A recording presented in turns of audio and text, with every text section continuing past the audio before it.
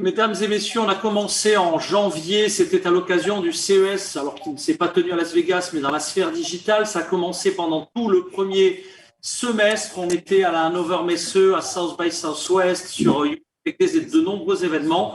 Et donc, sur chacune de ces dates, Julien Bonnel, nous avons identifié les meilleurs pour les Tech for Cities, la super finale c'était hier, les meilleurs pour les tech pour la santé, l'éducation, etc.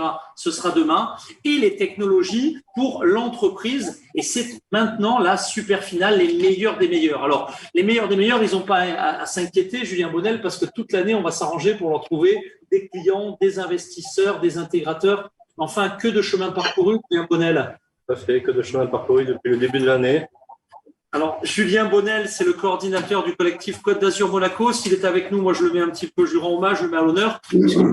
Évidemment qu'on est en saine émulation entre territoires sur le village francophone, mais Julien Bonnel, en maintenant quelques mois, en 5 mois, il a créé le plus gros des collectifs du village francophone avec près de 80 membres actifs. Vous savez que la notion de partenaire ou de participant engagé, elle est clé au sein du village francophone, et c'est vrai qu'il se passe quelque chose d'incroyable au niveau de la Côte d'Azur et de Monaco avec de très très belles synergies exactement, et pas mal de trophées qui sont raflés par des candidats. Il y en a quelques-uns dans la finale du jour. Il y en a quelques-uns dans la finale. Alors, vous le savez, la communauté francophone, le président Blachier nous a annoncé l'ouverture, c'était le scoop du jour, d'un partenariat qui va nous ouvrir 88 pays au niveau du village francophone, pour des pays francophones et des pays francophiles. Mais nous avons depuis le début une histoire d'amour, devrais-je dire, et pas que pour un parcours personnel qui m'a amené à bien connaître la Wallonie, mais c'est vrai que la Wallonie, la Belgique en général, mais la Wallonie en particulier a été un des premiers territoires d'excellence en digital à répondre présent pour créer des ponts entre nos meilleurs champions. Alors, il y a en France un territoire qui s'appelle Dinan, que évidemment les acteurs de l'Ouest connaissent bien, mais il y a aussi, monsieur le bourgmestre, un Dinan en Wallonie qui affirme en termes de tourisme de sacrées ambitions. Bonjour, monsieur le bourgmestre. Bonjour à vous, bonjour à tout le village global francophone, ça fait plaisir de vous voir. Merci de nous aider également à donner cette dynamique, parce qu'évidemment les acteurs privés prennent leur part de responsabilité au sein du village francophone pour acheter de la technologie, investir dans la technologie, mais la commande publique et les élus qui eux-mêmes s'engagent pour cette innovation, on en a besoin. Alors parlez-nous de votre ville, parlez-nous aussi de votre rapport à l'innovation. Êtes-vous plutôt un élu qui est pas trop familier avec l'innovation et qui avait envie d'en savoir plus, ou est-ce qu'au niveau de Dinan, l'innovation, la tech, c'est déjà du quotidien? D'abord, je vais vous présenter Dinan avec un T, qui est d'ailleurs jumelé depuis plus de 60 ans avec Dinan en Bretagne. Donc, c'est un peu les ancêtres des connexions actuelles, un peu plus difficiles. C'est comme les Dupont et Dupont. Voilà, c'est comme oui, c'est un peu Dupont. Oui, c'est un peu ça. Donc, on est très amis avec les Dinanais. Et la relation que nous avons avec la technologie, elle est un petit peu double. Tout d'abord, sur le plan touristique, on est une ville qui a une certaine histoire et une certaine réputation, mais d'un tourisme, je vais dire, un petit peu Tartori, si vous voyez ce que je veux dire, donc la petite ville qu'on va visiter le dimanche après-midi pour un public un petit peu plan-plan, si je puis m'exprimer ainsi. Et donc, pour nous, le virage technologique, il est surtout là pour donner à notre ville un aspect un peu plus smart, comme on dit, c'est-à-dire pour attirer et pour entrer en contact avec une génération qui est une génération plus, pas nécessairement plus jeune, mais plus connectée et qui attend autre chose d'une visite, même si ça ne veut pas dire qu'elle cherche tout à fait autre chose, mais pour apporter quelque chose à ce public-là, on sent qu'on a besoin de ces nouvelles technologies. Sur le plan du matériel et sur le plan des ressources humaines, on est pas mal paré, mais on veut aller plus loin et notamment du côté de la réalité augmentée pour la mise en valeur de notre patrimoine. Ça nous semble intéressant et on est très attentif et on souhaite là aussi voir ce qui existe et pouvoir investir dans ce domaine pour recevoir des produits touristiques nouveaux, intéressants, qui donnent aussi une certaine valeur à notre ville. Eh bien, monsieur le bourgmestre, merci pour votre temps, pour votre curiosité et votre soutien au village francophone. Alors aujourd'hui, c'est à distance. On sera à l'occasion du KIC Festival physiquement à Namur. On serait évidemment ravis à cette occasion de vous rencontrer. Et puis demain, eh bien, s'il y a à Dinan un événement technologique, vous savez qu'au village francophone, on se connecte comme un rien. On prend l'avion, on prend la voiture, on prend des moyens de plus en plus verts, soyez-en rassurés. Mais on sera ravis d'épauler vos propres dynamiques en termes de technologie. Merci en tout cas. On compte sur vous, monsieur le bourgmestre, pour faire partie des jurés attentifs de cette session de pitch et pour pas hésiter à poser des questions, fussent-elles compliquées, à nos candidats. Voilà. Alors je salue également Maëlys Del Coro, qui est le coordinateur d'un de nos nombreux partenaires médias. J'en ai salué tout à l'heure quelques-uns. Je le salue. C'est le coordinateur pour Ville Intelligente Mac. Je ne sais pas si Maëlys est avec nous, mais je sais qu'en termes de score d'audience, il nous aide à faire exploser depuis le début de la semaine nos scores. Alors, je vais maintenant très rapidement citer les noms des jurés, en rappelant aux jurés que vous avez tous dû recevoir un petit un lien qui va vous permettre à la fois d'évaluer d'évaluer la performance de nos candidats, mais également un bouton bleu qui vous met en relation. Cette technologie vous intéresse, vous appuyez sur le bouton bleu, vous allez recevoir automatiquement les coordonnées de la Startup Key Pitch et la Startup Key Pitch va recevoir vos coordonnées. Donc, si vous ne l'avez pas fait très attentivement, n'hésitez pas à mettre vos coordonnées complètes, c'est-à-dire votre bonne adresse email, votre bon numéro de téléphone sur la petite fiche qui se remplit en gros 1 minute. Parce que, soyez rassurés, les données que vous aurez mis là-dessus, nous ne les transmettrons jamais, nous ne les utiliserons pas. La seule usage, c'est si vous, membre du jury, vous appuyez sur le bouton en disant « Envoyez mes coordonnées ». Et merci, parce que depuis le démarrage lundi de nos échanges, il y a plus de 460 interactions qui ont été générées avec ce petit boîtier. Donc, ne vous en privez pas. Les noms des autres jurés apparaissent maintenant à l'écran. Alors, puisque leur nom apparaît, puisque leur pédigré complet est en ligne, je vais simplement citer leurs prénoms en les remerciant du fond du cœur. Pascal, Élie à New York, Stéphane en Belgique, Olena, Adrien, Julien, Cyrus, Justin, Christophe, Stéphane, Julie et Laetitia en France constituent les membres du jury de notre super finale. Voilà, je crois que vous connaissez le dispositif. Je vous rappelle qu'il y a également, si vous suivez sur YouTube ou sur nos médias partenaires, la compétition, un flash code qui apparaît. Vous pouvez le flasher et en flashant ce barcode, Justin, je crois qu'on veut le flasher également, il faut enlever la barre du bas pour la personne qui dans notre salle veut le flasher. Mais si vous voulez effectivement flasher ce barcode, vous allez accéder à votre outil de voting et votre outil de mise en relation qui vous permettra en temps réel de vous connecter avec nos candidats. Prêts pour également faire partie du jury. On a également 2 candidats ici même. Vous êtes prêts dans la salle, nos 2 candidats? À fond. C'est là on prend la hauteur, on pitch au 24e étage de la Tour Zamonski. C'est parti, on commence avec nos cousins wallons et belges. Est-ce que nos amis de Marcus sont toujours avec nous? Oui, je suis là. Bonjour, très bien. Je vous laisse partager tout de suite votre écran et je vous rappelle, comme chacun des candidats, vous disposerez de 90 secondes pour convaincre les jurés de notre super finale Tech for Business, les meilleures tech pour le tourisme, les meilleures tech pour les RH, les meilleures tech pour l'industrie, les meilleures fintech et également le cyber. Vous allez voir, c'est un très beau voyage pour la performance des organisations et des entreprises. C'est parti. Alors, en général, je le dis pour les autres, quand je commence à dire mettez-vous en share screen, mettez-vous tout de suite en share screen. N'attendez surtout pas que je m'arrête de parler pour vous mettre en plein écran. C'est à vous. Bonjour, je m'appelle Bruno Lomba et avec ma compagne Hélène, nous avons décidé de créer Marcus, un site de vente en ligne pas comme les autres. 95% des achats seront effectués en ligne d'ici 2040 et 80% des acheteurs souhaitent effectuer leur achat auprès de commerçants locaux. Nous avons d'un côté les consommateurs qui désirent acheter en ligne, local et en circuit court, et de l'autre côté les artisans créateurs qui sont peu visibles sur le web et qui n'ont pas la force de vente nécessaire pour vendre leurs produits. C'est là qu'intervient Marcus, le site de vente en ligne made in près de chez moi. Marcus est un nouveau site de vente en ligne pour les artisans créateurs locaux, mais pas un simple site de vente en ligne. On peut bien sûr y acheter des créations d'artisans créateurs proches de chez nous sur Marcus, mais on peut aussi devenir organisateur de vente. Alors qu'est-ce qu'un organisateur de vente, vous allez me dire ? Un organisateur de vente, c'est une personne qui décide soutenir et faire connaître un artisan créateur en lui créant une vente en ligne et en y invitant ses amis à y participer, telle une vente Tupperware ou H2O, mais en ligne, durant une semaine, et avec des produits d'artisans créateurs locaux. Grâce à Marcus, les artisans créateurs ont une plateforme de vente en ligne, leur zone de chalandise et leur notoriété augmentent, et surtout, ils ont dorénavant une équipe de vendeurs et peuvent transformer leurs clients en véritables ambassadeurs. Je vous invite donc à devenir ambassadeur des artisans créateurs de votre région en vous rendant sur Marcus et en y organisant votre première vente. Merci.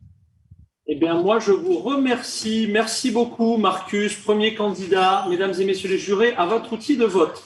Alors, ce n'est pas le troisième et le deuxième candidat, il s'appelle Ferd. C'est à vous pour nous parler d'impression 3D au service de l'industrie, primée, si ma mémoire est bonne, à l'occasion de la Hannover Messe.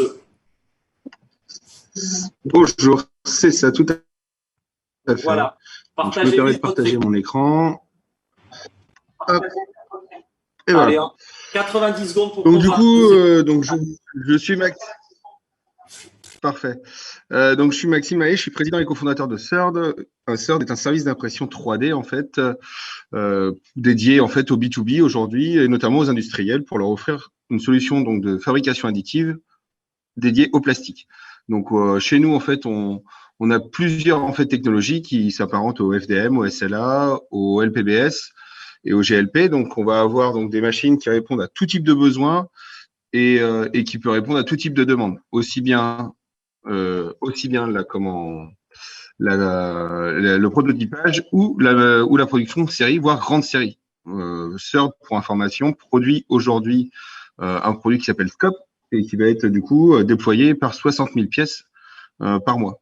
Donc, notre valeur ajoutée à Third est tout d'abord la réduction de l'OQC, l'OQD et enlever les MOQ. Donc, nous sommes là pour répondre à l'industrie et aux problèmes liés au prototypage et à toutes les demandes qui peuvent être faites chez nous. Donc, si vous avez des questions, n'hésitez pas à revenir vers nous sur la fabrication additive. C'est notre spécialité. Merci. Merci. Alors, là, on sentait bien l'ambiance encore de la Hannover Messe. C'est peut-être un peu technique pour notre super finale, mais en tout cas, je pense que les experts auront bien compris l'enjeu et le plus de votre série. Nos amis d'Esaco sont-ils avec nous?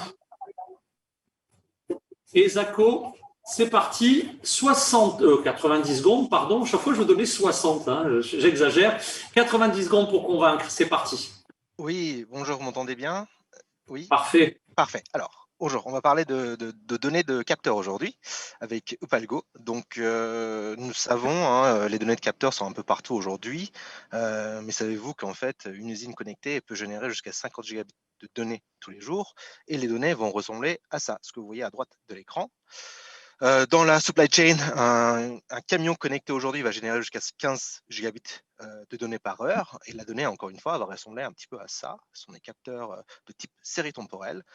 Et ce qu'on remarque, c'est que ce sont des capteurs qui sont a priori un peu difficiles à lire. On ne sait pas vraiment ce qui se passe. Et on sait également qu'aujourd'hui, les data citizens, donc les data analysts, les data scientists, dépensent 90% de leur temps à naviguer, comprendre, labelliser les données. Et aujourd'hui, c'est pour ça qu'on a créé notre solution Upalgo. On l'a créé pour rendre la data recherchable et utilisable. Donc, je vous donne un petit exercice. Aujourd'hui, vous arrivez sur ce genre de données. Si je vous demande de me les étudier, vous allez avoir un peu de mal. Notre but, c'est d'arriver à plutôt ça, donc pouvoir labelliser l'ensemble des datasets de type série temporelle et pouvoir le rendre recherchable. Donc, en tapant juste roulement, problème, fuite, qu'on puisse retrouver tous les événements qui y sont associés et pouvoir les retrouver, ce qui facilite grandement le travail d'analystes et des data scientists. Donc, c'est quoi au final Upalgo? C'est un outil d'augmented analytics pour les capteurs, pour les séries temporelles, qui vous permet de débloquer les fonctionnalités de recherche. Et nos clients l'utilisent. Et il faut conclure. Et la recherche est importante pour eux, pour détecter les pannes de moteur ou pouvoir détecter des problèmes de manufacturing. Il faut conclure. À Vivatech, stand D33. Merci beaucoup. Merci beaucoup, Esaco. Allez, le quatrième candidat, c'est IBEO. L'IBEO est-il avec nous? Absolument. IBEO. Bonjour. Ouais, bonjour. Allez, spécialiste du paiement B2B en Europe. Partagez vite votre écran. 90 pour convaincre. Alors, attendez. Voilà, partager l'écran. Et quand on partage l'écran, hop, partager l'écran. Bah, merde. Partage d'écran, écran partagé. J'en profite. Ouvrir référent système, merde. Ah, bon, ben, ce que je vous propose, je vous laisse découvrir ou peut-être vous reconnecter. Je passe donc, le candidat suivant, au numéro 5, et on revient, on ne vous oubliera pas, on vous laisse pitcher juste après. Hein, faites-nous signe si d'aventure je vous zappe, mais on ne vous oubliera pas. Est-ce que nos amis de Wikiflow sont avec nous? Ah ben voilà, Wikiflow, bonjour. Alors, je vous vois, mais je ne vous entends pas. Dites-nous vite un mot pour être sûr que ce n'est pas un problème de son. Vous êtes là, Wikiflow? Alors, Wikiflow est avec nous. Voilà, je suis là. Je suis là. Il ne faut pas faire peur à l'animateur parce que, voilà. Allez, Désolé d'avoir fait peur à l'animateur. Voilà, 90 secondes pour convaincre, c'est parti. Voilà, 8 ans de développement et d'amélioration continue. Déjà une version 3.0 et plus de 200 clients de référence. On est reconnu aujourd'hui comme leader dans le domaine. Voilà le tremplin pour la suite. Bien plus qu'un CRM, Wikiflow est un logiciel agile pour les structures d'accompagnement et de formation qui optimise en fait le processus de façon interactive et économique. Il génère donc les dossiers uniques digitalisés des personnes et des projets qui rassemblent en un seul endroit toutes les informations utiles et l'historique complet de leur parcours.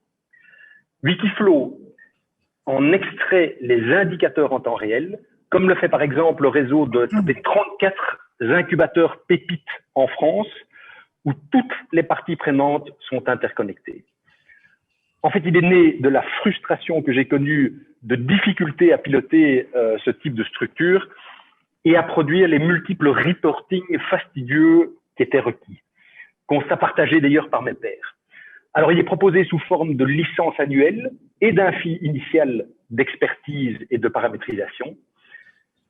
Nous finalisons la version 100% accessible en ligne qui permettra également à tous les coachs indépendants, thérapeutes, petites structures de bénéficier d'un outil performant et accessible. Et le marché est énorme. Nous avons une équipe de compètes et qui doit maintenant s'étendre pour booster notre croissance.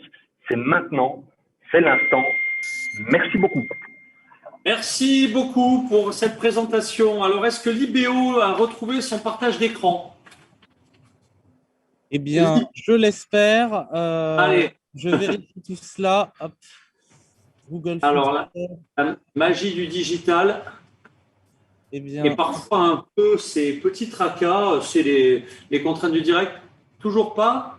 Toujours pas. On va revenir dans laissez-moi deux sessions et on va trouver. Allez, on fait deux sessions. Alors, ça tombe bien, on est sur le plateau. Je vais maintenant accueillir une candidate qui est ici même. Viens vite nous rejoindre. On va parler. Tiens, mets-toi peut-être sur le côté. Je vais laisser. Effectivement, si tu veux poser ton ordinateur, tu peux le poser sur le pupitre. C'est parti. Alors, Algae, redoutable candidate qui a déjà été primée plusieurs fois. Et là, c'est la super finale. C'est parti. Alors, vous avez compris que quand on est sur place, on gère quand même le Zoom en partage d'écran. Donc, voilà, ça a l'air de marcher. Ça marche mieux ici même. D'ailleurs, je ne sais pas qui m'appelle actuellement, mais ce n'est pas le bon moment pour m'appeler sur un portable. Voilà, portable qui me sert comme outil de liaison. Un petit coup de main, peut-être, veux-tu poser, ça sera peut-être plus facile sur l'écran. Bon, préparez-vous à avoir le bouton sur un petit F5. Là. Un petit souci? Oui. Bon, ça ne marche pas. Je vais pas mettre en plein écran. Alors, plein écran pour l'instant. Bon, ça me permet de rappeler aux membres du jury, aux membres du jury, que vous avez toujours ce bouton de mise en relation, le bouton bleu. Vous avez vos éléments de notation, vous n'hésitez pas. Et que la première série, puisqu'il y aura 2 séries de questions, on passe d'affilée, nos candidats, ce sera dans quelques minutes, dans quelques instants. Un petit souci, je vais peut-être dans ce cas-là faire pareil, que c'est bon, c'est en plein écran. Ça arrive. Alors, en avant, Aglaé, de quoi s'agit-il? Alors, bonjour à tous. Donc, je m'appelle Sophie, je suis la fondatrice d'Aglaé, qui est la première start-up spécialisée dans le végétal luminescent. Alors, le végétal luminescent, en quelques mots. Bon, je vais gérer l'avancement, puisque c'est contrainte. Alors, du direct, voilà. Celle d'avant, ok, je l'ai. Alors, en quelques mots, le végétal luminescent, ça consiste en un sérum nutritif de notre invention qui est sans modification génétique et qui est transpercé par la plante, c'est-à-dire que c'est véhiculé par le système racinaire et le système vasculaire des plantes qui leur permet d'émettre une lumière de l'ordre de 200 candela, ce qui équivaut à l'éclairage de 200 bougies. Chez Aglaé, on se distingue donc deux types d'équipes. On a l'équipe recherche et développement, composée de chercheurs, chimistes et biologistes, et l'équipe de créatifs, composée de scénographes et designers. Donc, on travaille tous en symbiose pour imaginer l'exploitation du concept sur 3 marchés, notamment le marché événementiel au travers de scénographies grand public, notamment en B2B, donc notamment pour des grandes marques de luxe, et dans le tourisme également. On développe le deuxième marché qui est celui des plantes racinaires. Donc, les plantes racinaires peuvent briller jusqu'à 6 mois sans intervention. Et on investit donc des aménagements d'intérieur pour l'hôtellerie et les espaces de coworking. Notre troisième marché, c'est celui du paysage extérieur, notamment pour les aménagements paysagers et les parcs et jardins et les villes de demain. Donc, pour les scénographies événementielles, voici quelques expériences qu'on a pu mettre en place pour différentes marques, dont Disneyland Paris, Chanel, L'Oréal et bien d'autres. Des aménagements aussi d'intérieur pour des concepts de restaurants et d'hôtels.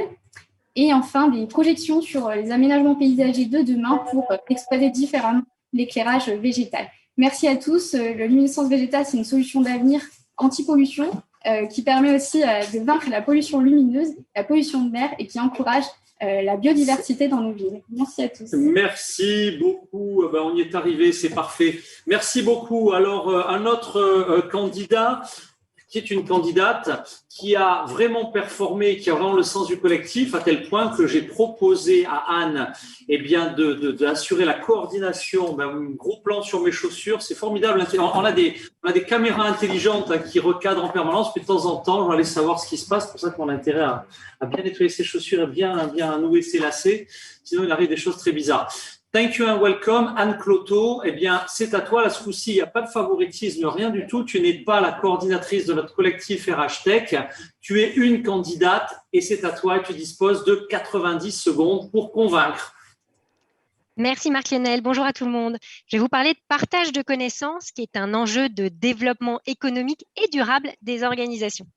Il y a 98% des entreprises qui ont pris conscience de cela et qui souhaitent mieux capitaliser leur savoir interne, mais souvent ce partage de connaissances, il n'est pas orchestré. Résultat, du fait de l'accélération des mobilités professionnelles et des réorganisations, elles perdent du capital intellectuel tous les jours. En 20 ans de ressources humaines, j'ai vu d'un côté des collaborateurs qui s'épuisent à chercher des informations ciblées et de l'autre, des collaborateurs qui sont frustrés d'être insuffisamment valorisés. C'est pour ça que j'ai créé Thank You and Welcome, une plateforme qui valorise et sécurise les connaissances. Et tout ça grâce à des fonctionnalités de structuration, de recueil, de conservation et de partage de connaissances et de témoignages de collaborateurs sous format vidéo, écrit et documenté. On aide à la fois les entreprises, les institutions publiques, les associations de toute taille dans leur processus d'onboarding et d'offboarding, d'automatisation d'informations répétitives, de capitalisation des connaissances tacites et explicites, mais également de création de guides et de valorisation de leur patrimoine immatériel. La plateforme, elle guide les transmettants dans leur production de contenu, elle facilite la recherche à l'accès de leurs transmissions qui sont synthétisées et répertoriées grâce notamment à un système de balisage et de tags par thème. Elle permet la mise en relation entre les apprenants et les transmettants. Et avec le fait qu'ils soient guidés, nous, on a souhaité faire en sorte qu'on ait aussi plusieurs actions RSE que l'on mène et parce que l'on cherche à aller vers une société du savoir beaucoup plus inclusive. Donc, quoi de plus important en cette période de déconfinement que de créer du lien, que de favoriser des échanges et le transfert de savoir. Merci beaucoup.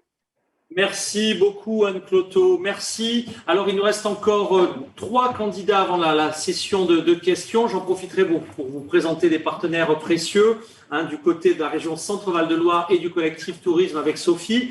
Mais tout de suite on se rend, alors tu n'es pas aujourd'hui à LA où tu joues, Kira, un rôle important dans la structuration du village francophone à Los Angeles. Tu es où aujourd'hui Kira ? Alors, Kira est avec nous. Bonjour, Kira. Bonjour, je suis à Miami. à Miami. Lingozin qui joue un rôle important et effectivement que nous retrouverons également lors du Festival de Cannes à l'occasion de Shoot the Book. Kira, c'est parti, le redoutable candidat également pour cette super finale. Alors, le partage d'écran, 90 secondes, c'est parti. Allez, entre. Je suis Kira Allen, fondatrice de Lingozin. Lingozin est une application innovante qui utilise des BD et des romans graphiques audio pour enseigner les langues et créer des outils pédagogiques dédiés à la formation en entreprise ainsi qu'à leur image de marque. Nous sommes les seuls à faire cela en utilisant le pouvoir narratif qui suscite l'émotion par l'art du récit. Le besoin mondial d'outils numériques performants est considérable. Nous répondons aux besoins de l'éducation numérique. Nous créons des BD thématiques IP sur mesure, des romans graphiques qui répondent aux besoins de formation dans tous les domaines professionnels. Nous mettons les données à la disposition de nos clients. Notre application est primée avec 3 brevets et par nos clients gouvernementaux. Développement récent, ouverture sur l'Afrique avec nos partenaires. Nous sommes une équipe internationale.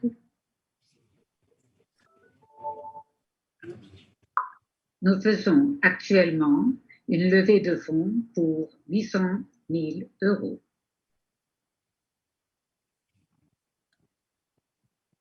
Nous sommes la seule application qui utilise les romans graphiques audio gamifiés pour répondre aux besoins de l'éducation et à la formation en entreprise, et les seuls à fournir ces prestations de services sur mesure.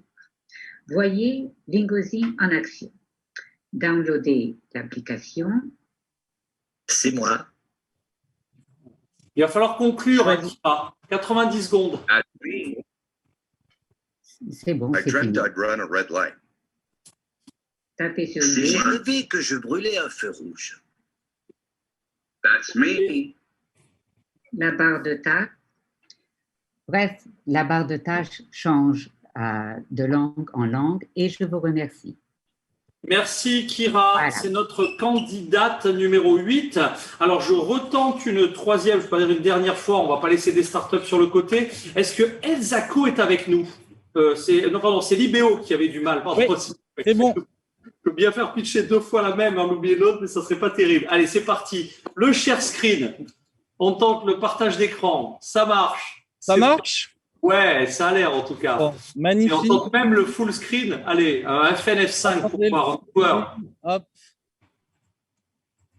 Voilà. Allez, on écoute, on peut démarrer. C'est parti. Merci beaucoup pour l'invitation, Marc-Lionel. Bonjour à tous, je m'appelle Stéphane, je travaille pour Libéo. Avant de vous raconter ce que fait Libéo, j'aimerais revenir un instant sur son histoire. C'est l'histoire, ou plutôt le cauchemar de 2 anciens restaurateurs qui passaient un temps fou à gérer leurs factures fournisseurs. Alors, il y en avait absolument de partout, version papier, version digitale, ils ne savaient plus exactement ce qui était déjà payé et ce qui devait l'être. Ils ont décidé que cette situation ne pouvait plus durer et donc, en 2019, ils ont décidé de lancer Libéo, qui est la première plateforme de paiement entre entreprises exclusivement dédiée aux TPE, aux PME et donc à la réduction de la facture numérique entre les TPE, PME et les grands groupes. Et ça a un impact très direct, ça a des bénéfices très concrets puisque Libéo permet à ses clients d'économiser plusieurs heures par semaine dans leur gestion administrative et financière. Alors, très concrètement, où est-ce qu'on en est aujourd'hui? On a levé 26 millions d'euros auprès d'investisseurs de premier rang, notamment DST Global qui a accompagné Facebook et Airbnb à ses débuts.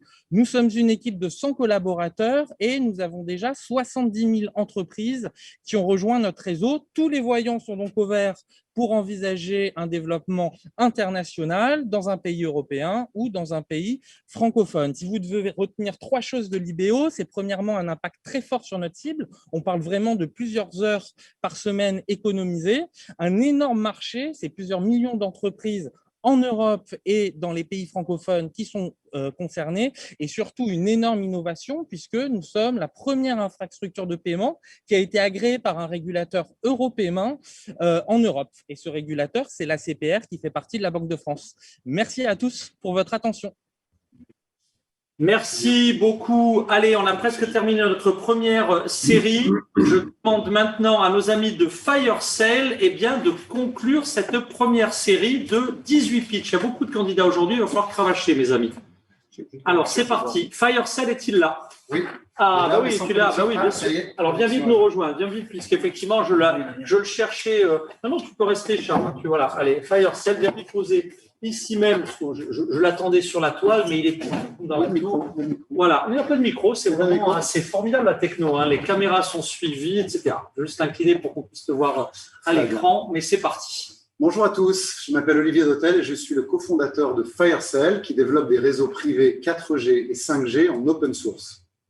Alors, comme vous le savez certainement, les offres télécom aujourd'hui émanent d'une poignée d'acteurs, dont 3 essentiellement historiques, que sont Nokia, Ericsson et Huawei. La particularité de leur modèle économique est d'être tourné vraiment autour de la propriété intellectuelle et des brevets. Et j'ai perdu mon écran. Non, c'est bon. Lorsqu'on regarde le marché de l'industrie 4.0, on s'aperçoit que 80% des clients potentiels de ce marché, industrie 4.0, sont des PME ou des ETI qui n'ont pas les moyens de payer ce que ces équipementiers historiques proposent. Donc, j'ai perdu mon écran, mais ce n'est pas grave. C'est les contraintes du direct. Donc, du coup, on a décidé, en plus, vous ne voyez pas ma tête. Hop, voilà, comme ça, je monte ma tête. Donc, on a décidé avec une équipe de vétérans des télécoms de lancer FireSale et de s'attaquer au marché des réseaux privés avec une offre logicielle open source pour offrir à tous les industriels des réseaux privés 4G ou 5G aussi faciles et aussi abordables que du Wi-Fi. Alors, avec notre premier actionnaire qui est l'Institut de recherche, l'Eurecom, on industrialise et on distribue ces licences logicielles auprès d'industriels, auprès d'intégrateurs ou auprès de fabricants d'antennes ou de matériel. Et maintenant, ça fait un peu plus d'un mois qu'on existe et on a gagné un premier contrat de plus d'1 million d'euros qui montre l'engouement pour l'approche un peu en rupture de FireSale.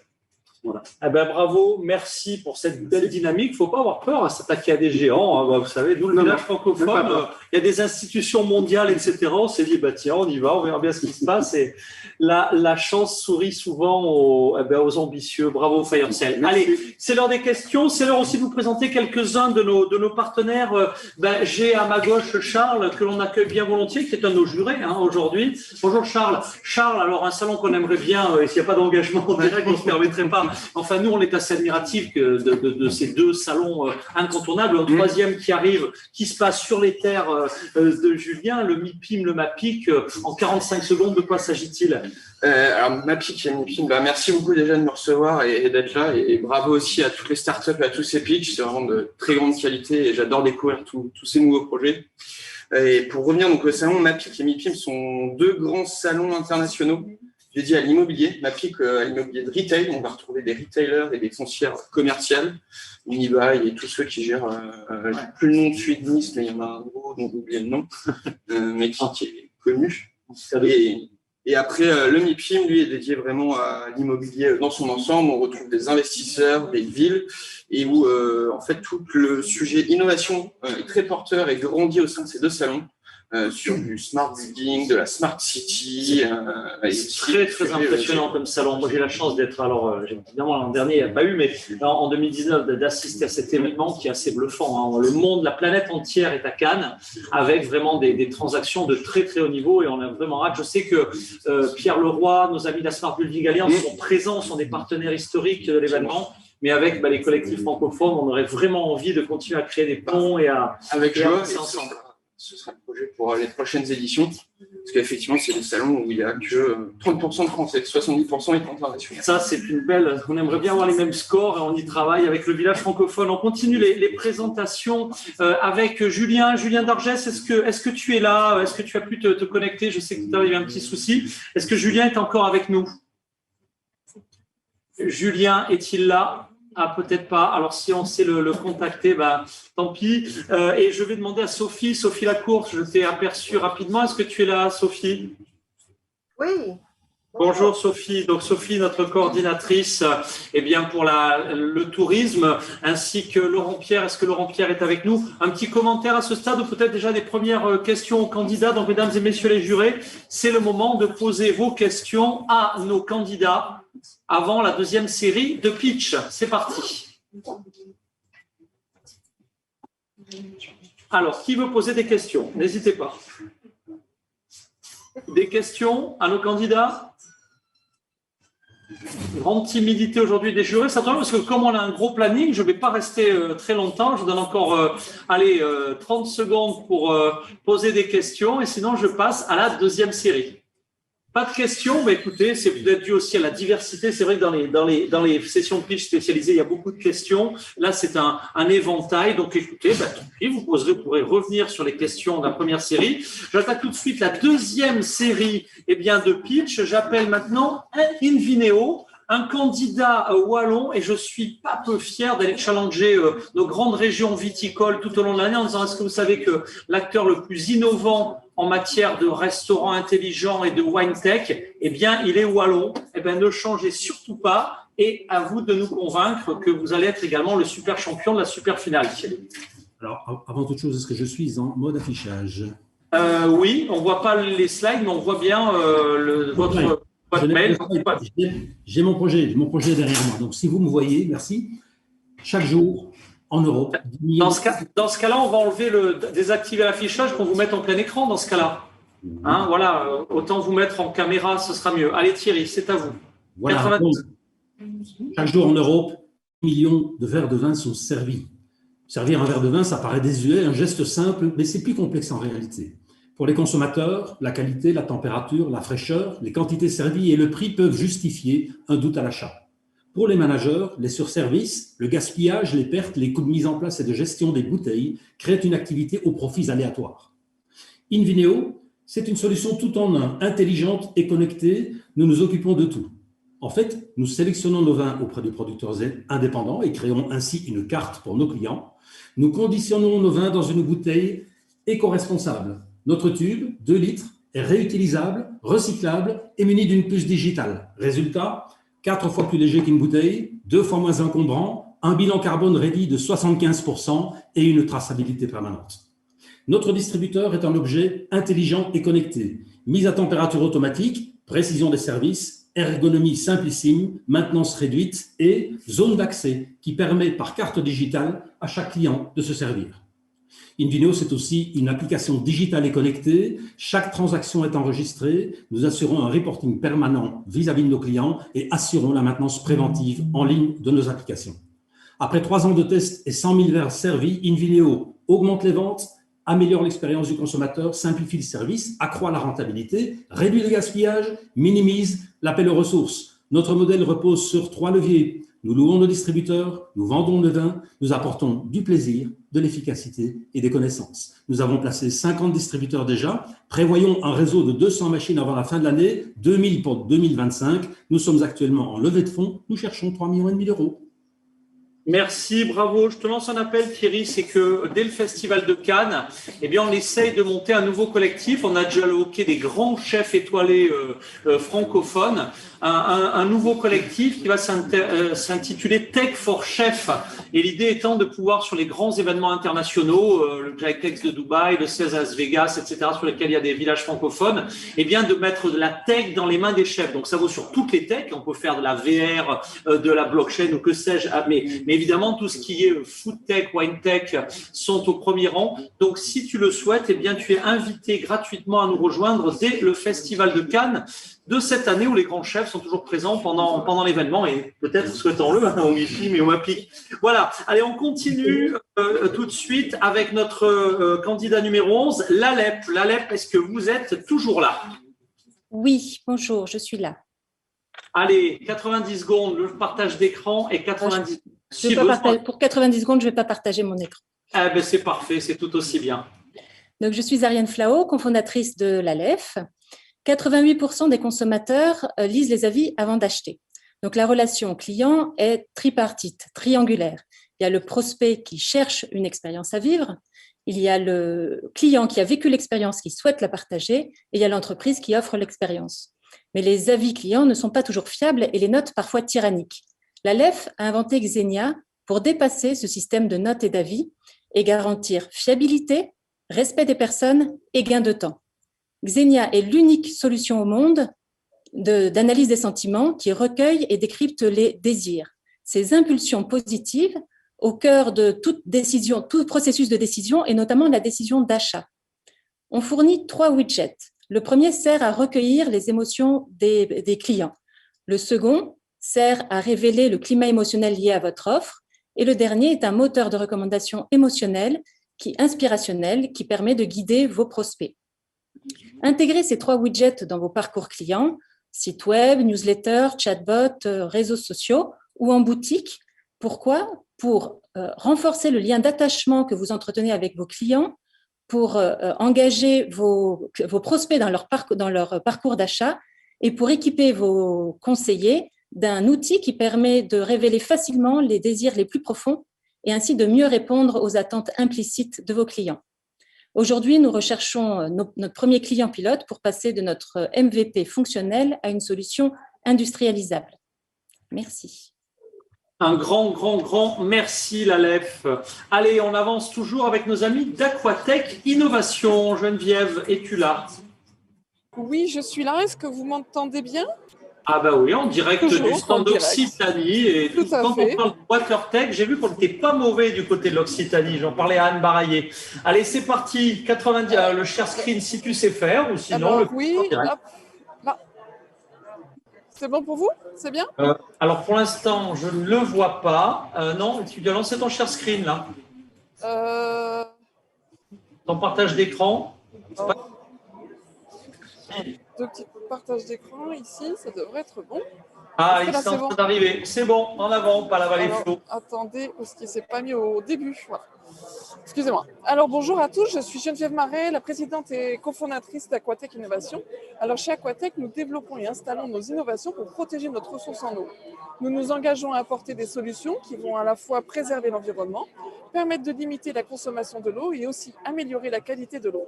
Nous permettons ainsi de réduire l'impact des activités touristiques et économiques en milieu sensible. Notre première innovation s'appelle l'AquaClear. C'est une mini-station d'épuration 100% biologique implantable partout. Les solutions traditionnelles ne s'appliquent pas dans le sable, la roche et aussi à flot. Par exemple, il faut savoir qu'il y a plus de 8000 campings en France. Ça représente une énorme consommation d'eau à gérer. On a installé l'AquaClear dans un camping qui s'est retrouvé dans la bande des 100 mètres du littoral et a causé la montée des eaux. Ce camping a été obligé de démonter tous ses réseaux. On résout ici 2 problèmes, traiter les eaux utilisées avec une solution démontable et réduire la consommation en recyclant l'eau pour l'arrosage des espaces verts. On va pouvoir aussi installer notre solution directement à flot avec la hausse du tourisme maritime. En France, il y a potentiellement 130 millions de litres d'eau usée qui sont rejetés directement sur nos littoraux par les bateaux de plaisance chaque jour. C'est catastrophique pour la biodiversité. Les ports n'ont pas forcément la place ni la possibilité de se raccorder au réseau de ville. Chez Aquatech, on permet aux ports de traiter les eaux usées des bateaux directement à quai et ainsi protéger l'écosystème. Notre seconde innovation est née d'un constat alarmant dans les parcs aquatiques. Sur 100 jours, c'est l'équivalent de 2 piscines olympiques qui sont consommées pour le rinçage des filtres de ces bassins. Notre solution permet de compléter l'action des filtres et de limiter le rejet à plus de 80% des volumes. En plus de ça, on élimine les problèmes de chloramine et pour le confort et la santé des vacanciers. Aujourd'hui, plus que jamais, il est urgent de repenser notre façon de gérer notre or bleu. Aidez-nous à préserver notre ressource en eau en redonnant à notre planète l'eau propre que nous lui empruntons. Merci à vous. Merci beaucoup, bravo en tout cas pour cette dynamique. On continue, on change d'univers. C'est intéressant, ça ouvre les chakras, les super finales, parce qu'on reste toujours un peu dans son propre secteur et là on élargit. Est-ce que nos amis d'Aperio sont arrivés? Oui, tout à fait. Allez, c'est à toi, 90 secondes pour convaincre. C'est bon, vous voyez bien mon écran? Pas pour l'instant, mais ça va venir. Tu vas activer ton partage d'écran. On te voit toi, il n'y a pas de problème. Je suis totalement stressée parce qu'en fait… Ça va arriver. Voilà, c'est en train d'arriver. Tiens, par contre, côté… Voilà. Allez, c'est parti. Alors, oui, on veut. Hop. Je pense que ça doit être bon maintenant. Allez, en avant la musique. Bonjour, je m'appelle Jérôme Bourgeois, je suis fondateur d'Aperio Games. Aperio veut aider les gens à mieux s'alimenter au quotidien sans perdre le plaisir gustatif. La crise Covid a agi comme un révélateur sur un changement des modes de consommation et l'importance de la nutrition. 56% des Français envisagent maintenant de manger plus sain, plus équilibré, mais sans faire de régime strict. Et 94% des Français accordent de l'importance à l'équilibre de leur alimentation. Pour accompagner ce changement, nous avons choisi un format ludo-éducatif pour apprendre et comprendre ensemble en toute convivialité.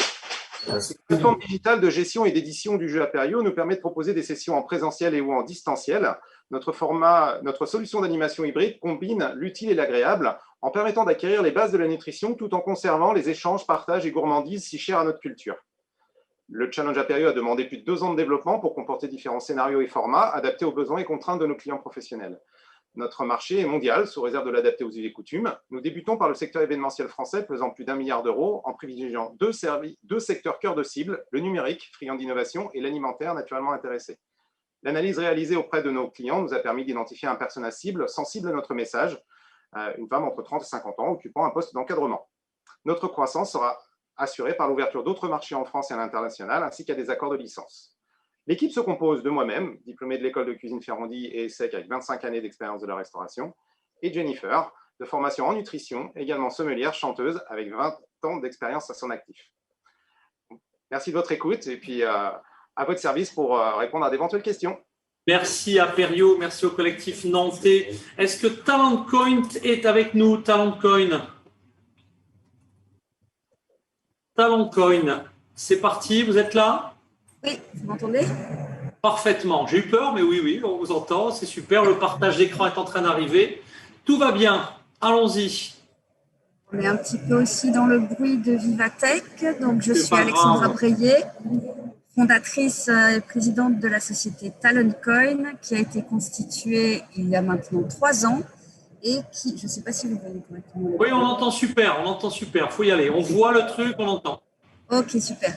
Et donc, TalentCoin est une plateforme de troc de compétences entre entreprises qui permet aux entreprises de pouvoir autoriser leurs salariés à s'enregistrer sur la plateforme pour allouer une partie de leur temps et exécuter des missions pour d'autres entreprises. Nous utilisons 2 technologies principales, l'intelligence artificielle sémantique et la technologie blockchain.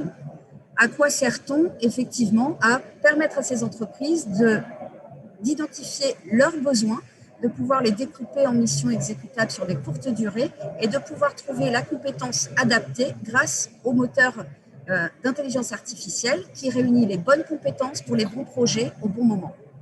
Dans ce cadre-là, les entreprises deviennent des échangeuses au lieu d'avoir recours à du recrutement systématique. Elles permettent ainsi de fidéliser leurs salariés en leur donnant des occasions d'expériences professionnelles différentes et en enrichissant ce parcours professionnel. Les entreprises qui disposent de peu de trésorerie pour recruter mais de beaux projets à réaliser, notamment les startups, ont ainsi accès au panel d'experts qui leur sont nécessaires pour réaliser des objectifs tangibles, mesurés, tracés dans la blockchain.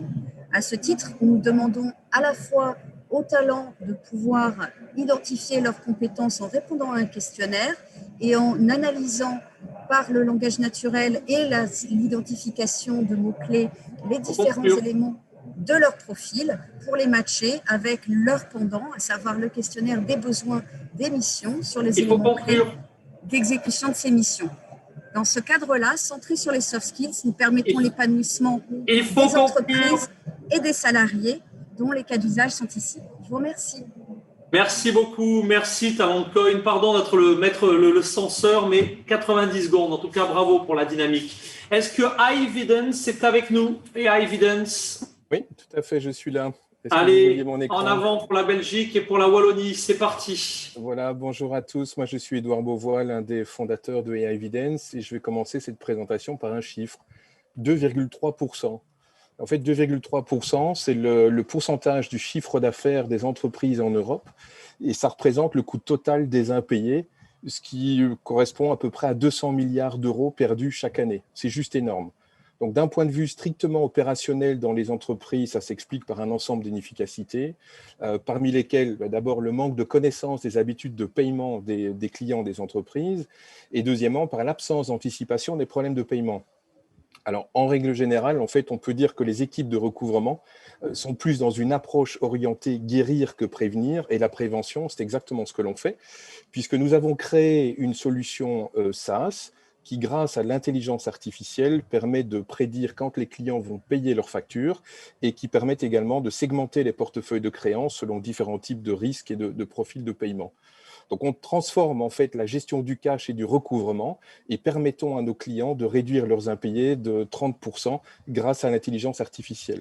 Alors, comment? Eh bien, par l'exploitation des données transactionnelles des entreprises que l'on va mixer avec des données externes, et on propose 2 scénarios d'utilisation. Un premier pour l'entreprise pour lequel la solution permet des actions de recouvrement anticipées et donc l'amélioration des besoins en fonds de roulement. Et la deuxième, au sein de clusters ou de regroupements d'entreprises. Et dans ce cas, la solution permet de manière instantanée le partage d'alertes, d'expériences de risque et de paiement ou la comparaison de comportements clients. Je conclus. Donc, notre principal différenciateur, les data, qui sont des data récentes et pas des anciennes data. Et notre ambition, la réduction totale du coût total des impayés de 200 milliards à 160 milliards. Merci. Merci beaucoup, iEvidence. Allez, il nous reste encore 3 candidats. On n'est pas en avance aujourd'hui, eh bien, on le savait, mais est-ce que nos amis de Gauchaba, redoutable candidat, primé au moment du CES, est avec nous? Tout à fait. Allez, en avant. Jamil, 90 secondes pour convaincre. Je partage mon écran.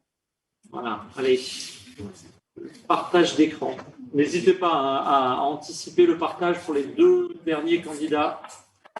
Allons-y. Je suis en train de le faire là, j'ai un petit.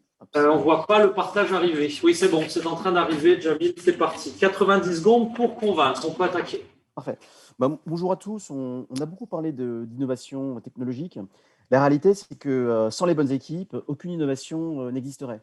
Et du coup, pour innover, les employeurs aujourd'hui sont confrontés à 2 enjeux. Le premier enjeu, c'est un enjeu de diversité. Alors, tout le monde veut de la diversité pour des raisons éthiques et aussi des raisons d'efficacité. La réalité, c'est qu'aujourd'hui, il y a encore beaucoup de discrimination.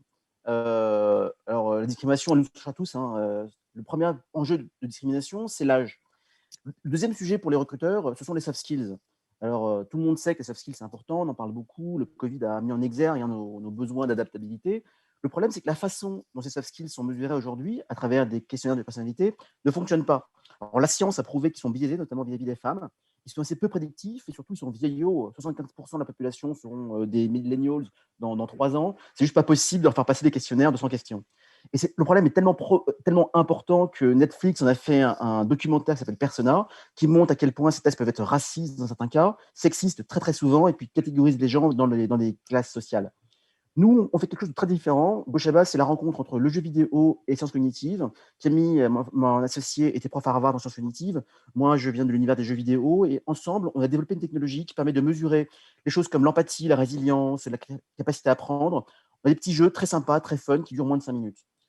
Les personnes avec qui on travaille aujourd'hui, donc grands comptes, travaillent avec nous parce qu'on identifie les meilleurs talents, qu'on mesure l'impact, qu'on leur permet de faire des économies substantielles, qu'on homogène leur processus et surtout on apporte une très très bonne expérience candidat. Et je vais finir en disant que ça marche bien et qu'on fera une levée de fonds à la rentrée. Merci beaucoup. Merci très sincèrement, bravo. Ensuite, 2 derniers candidats. Startup, Get Up en bon français. Claire, c'est à toi pour 90 secondes. et pour convaincre nos jurés d'entrer cette super finale de toutes les techs pour l'entreprise et l'organisation. Tu es prête? Alors, est-ce que nos amis... Bonjour à tous, oui, je suis prête. Il y a un peu de brouillage sur Vivatech. Bonjour à tous. En avant. Allez, c'est parti. Savez-vous quel est le mot le plus prononcé en 2021 après Covid et pandémie? C'est le mot télétravail. Management, cohésion d'équipe, productivité, problèmes de santé. On commence aujourd'hui à en voir les impacts et 80% des salariés souhaitent poursuivre en partie ce mode en distanciel. Alors, comment faire? Donc moi, je m'appelle Claire Maufray et avec mon associé Karine Monflier, nous sommes toutes les deux expertes en RH et en RSE. On a créé Get Team Up, une solution numérique de pilotage du télétravail responsable pour les PME peu digitalisées. Notre objectif, c'est de faire gagner du temps de gestion, favoriser la mobilisation des équipes et accompagner la transformation numérique des PME pour qu'elles puissent se focaliser sur leur business. Pour vous présenter concrètement en fait, notre outil. Le dirigeant, il se connecte sur notre plateforme pour 1. Piloter la présence sur le lieu de travail, 2. Identifier les activités réalisables à distance, 3. Suivre l'occupation des espaces dans l'entreprise et accompagner les personnes à risque. Le manager, lui, il pilote l'organisation du travail de son équipe en mode hybride et le collaborateur partage ses préférences et il a une vision sur son planning et sur celui de son équipe. Selon l'Institut Sapiens, en France, en 2021, 23% des PME sont prêtes à pérenniser le télétravail. Ça, c'est notre marché. Aujourd'hui, on finalise le développement de la plateforme. On va lancer le bêta-test cet été. Les premiers clients ont été identifiés pour démarrer l'accompagnement en septembre. Et notre objectif à 2 ans est d'atteindre 2% du marché de nos PME. Voilà, merci pour votre écoute, j'ai terminé. Merci beaucoup, merci et merci au collectif nantais, la ville de Nantes, le territoire nantais qui soutient haut et fort. Bien, je ne sais pas si les Nantais sont là, mais en tout cas, on les salue, ils font un travail remarquable. Et hier, ils nous avaient connecté également le Startup Palace, qui, bien avec son studio connecté, a enflammer un petit peu nos travaux. Voilà, j'en profite pour saluer Mathieu Legac et puis Michael Toby, le coordinateur des Pays de la Loire du village francophone. Dernier, last but not least, s'ils sont avec nous, n'hésitez pas à leur appeler si nous en rejoint. Ce sont nos amis de Proactive. Proactive, est-ce que vous êtes là? Je suis là, vous m'entendez? Alors, on vous entend fort et clair, on est ravis de vous accueillir, d'autant que vous êtes un peu notre poisson pilote, sachez-le. Pour la création à venir, on annoncera ça pendant l'été d'un nouveau collectif au village francophone sur la sécurité. Merci d'être pionnier. C'est ravi d'en faire partie. 90 secondes. Merci beaucoup. Alors, pour faire suite à ce que disait Claire, est-ce que vous savez quel est le 4e mot après Covid, pandémie, télétravail? Cybersécurité. Et la cybersécurité, finalement, c'est un peu l'apanage des grands groupes. Les outils d'audit qui existent sont chers, nécessitent des ressources humaines hyper qualifiées et puis surtout sont ponctuels. Nous, ce qu'on veut, c'est plus un film, une photo, un instant T, parce que la cybersécurité, ça bouge tout le temps. On veut un film et on a créé du coup le premier outil d'audit automatisé qui s'appelle Sherlock. Et ce petit outil, il est posé en permanence sur le réseau. Il délivre un audit complet de tous les appareils qui sont connectés. On a accès à une interface sécurisée en local sur le réseau du client. On voit ici, par exemple, l'inventaire de tous les appareils IP connectés, imprimantes, automates, caméras, TOIP, etc. On voit les failles de sécurité identifiées en clair à l'égard de la DSI. On a des rémédiations proposées en français. On maîtrise le niveau de risque sur le réseau du client. 3 offres pour toutes les entreprises. On va jusqu'au grand compte, TPE 25 IP, PME jusqu'à 250 IP et le large, plusieurs milliers d'IP. Donc, on arrive à avoir tout le marché, à leur donner leur maîtrise du risque. Première levée de fonds réalisée il y a 1 an et une deuxième à venir pour la série A, le début 2022. Je vous remercie. Et moi aussi, je vous remercie. Je remercie tous les candidats. Franchement, alors, c'est un grand zapping, mais moi, je les aime bien, ces grands zappings. C'est vrai que c'est un peu déstabilisant quand dans un domaine de voir ceux des autres, mais ça montre à quel point, d'abord, on innove dans la francophonie. Ça montre évidemment, ça permet vraiment de se dire, il ne faut pas rester comme ça immobile, ça bouge de partout, allons-y. Alors, 1 minute, 2 minutes de questions. On n'a pas beaucoup de temps parce que c'est vraiment très particulier aujourd'hui. Y a-t-il une ou deux questions de la part de nos jurés? C'est parti. Des questions pour des candidats. Je n'insisterai pas beaucoup aujourd'hui parce qu'on est vraiment à la bourre. Allez, une question, Charles, c'est parti. Pour iEvidence, j'étais curieux de savoir comment vous mettez en place votre solution auprès de vos clients. Allez, comment on met la solution auprès de nos clients? En fait, c'est ça. Merci de la question. On a des connecteurs avec différents ERP, notamment SAP, avec qui on a un partenariat global et on vient compléter leur solution de recouvrement. Voilà. Merci pour cette réponse extrêmement claire et courte. D'autres questions à d'autres candidats, mes amis? D'autres questions? Écoutez, s'il n'y a plus d'autres questions, moi aujourd'hui on est vraiment très à la bourre. Donc on va du coup rattraper le timing et ça va faire plaisir à Julien. Donc, je demande au jury maintenant de terminer le vote. Vous avez un outil de voting avec à la fois les notes. Vous avez surtout, et ne l'oubliez pas, mesdames et messieurs les investisseurs, les intégrateurs, les clients finaux, le bouton bleu pour vous mettre en relation. Vous êtes convaincu par une solution, vous appuyez, vous recevez les coordonnées de la start-up. La start-up reçoit vos coordonnées, il ne vous reste plus qu'à vous mettre en relation. Dans quelques instants, qui sera le super gagnant? Je vous rappelle que les super gagnants, ils gagnent une wildcard pour pitcher sans préqualification sur tous les événements de l'année. Ils gagnent également de la visibilité auprès de nos partenaires médias. Et puis, on va travailler cet été, puisqu'on est en train de bien structurer le collège des angels, des founders, pour que, évidemment, ils aient des accès directs avec les plus grands founders de la sphère francophone et pas que. Voilà, mesdames et messieurs les jurés, est-ce que vous avez fini? David, qui est à distance, est-ce que c'est bon pour lancer les résultats? Eh bien, notre réalisateur, si on est bon, je te laisse activer les résultats. Elvina est avec nous, peut-être le temps que les résultats soient activés. Je salue Elvina Novak, la coordinatrice du Cercle des territoires francophones. Mets donc ta caméra, Elvina. Tout s'est bien passé pour cette session de vote? Allez, voilà, les résultats apparaissent du coup. J'ai du mal à voir Elvina en ligne. Ouais, c'est moi, je suis là. Non, très intéressant, très éclectique. Ça prouve que le Covid a fait bouger les cerveaux et donc c'est très positif. Donc on voit qu'il y a beaucoup d'innovation, d'entrepreneuriat et ça laisse présager des bonnes choses à venir. Merci Elvina, Laurent Després, le pôle d'excellence logistique avec un méga projet de cité mondiale de l'excellence en logistique dans les mois à venir. Alors les gagnants, ils sont apparus ici, les super gagnants devrais-je dire. Alors vous êtes tous des gagnants. Si vous êtes ici, vous faites partie vraiment du club VIP du village francophone. Et pour ceux qui avaient des ambitions, évidemment, sur d'autres plaques linguistiques, on va progressivement vous connecter avec le village italophone, lusophone, hispanophone qui se montent dans le cadre du My Global Village.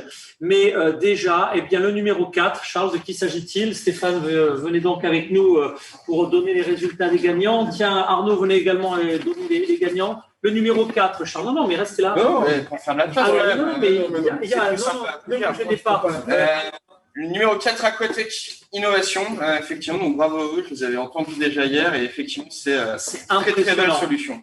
Allez, le numéro 3 est avec nous. Il est ici. De qui s'agit-il? Stéphane. Alors, le numéro 3, c'est Fiercel. Voilà, Firecell. Tu n'es pas un fan de la francophonie pour rien. Non, mais voilà, c'est ça. Non, mais Firecell, ok. Je suis bilingue en plus. Voilà. Bon, et d'accord, avec donc une superbe prestation. Le numéro 2 est également avec nous ici même. Venez, rapprochez-vous, les start-upers qu'on vous voit dans quelques instants à l'écran. C'est Aglaé avec le végétal luminescent. Et Julien qui est donc, mettez-vous ici pour la… Non, mais reste avec nous. On est tous vaccinés, donc il n'y a pas de problème. Et le grand gagnant, Julien Bonnel. Le grand gagnant. Alors, le grand gagnant est Esaco. Esaco, donc qui permet d'anticiper les programmes avant qu'ils n'arrivent. Un tout petit mot, Esaco, content? Ah oui, très content, merci beaucoup. Merci. Content, mesdames et messieurs les lauréats, on en a quand même deux. Vous voyez que ça vaut quand même le coup de se déplacer au 24e étage de la tour. Voilà, donc on détaillera tout ça. On retrouvera les gagnants demain soir pour la remise des prix à 18h30. Merci à vous tous, on est à la bourre. Julien est avec nous, coordinateur lancement et mise sur orbite du collectif blockchain avec le Québec, avec un certain nombre de territoires, c'est tout de suite. Merci et à tout de suite à l'antenne du village francophone. Merci.